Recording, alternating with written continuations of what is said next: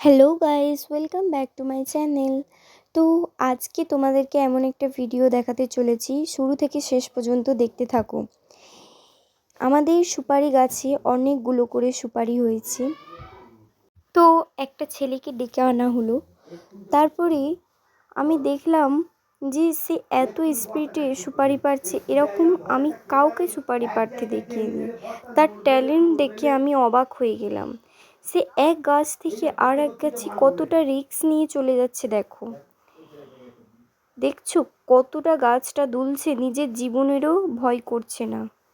তারপরে ওর ফেলা সুপারিগুলোকে নিয়ে একজন ক্যাচ নিচ্ছে, দেখতেই পাচ্ছ গাইস। এই টাকার জন্য নিজের জীবনের ঝুঁকি নিচ্ছে, দেখো এরা খুবই গরিব মানুষ। তো তখন কয়েকজন আমাকে বলেছিল যে এর অনেক ট্যালেন্ট সুপারি পাড়ার, তখন আমার বিশ্বাস হয়নি, সেই জন্য একে আমি সুপারি পাড়ার জন্য ডেকেছি।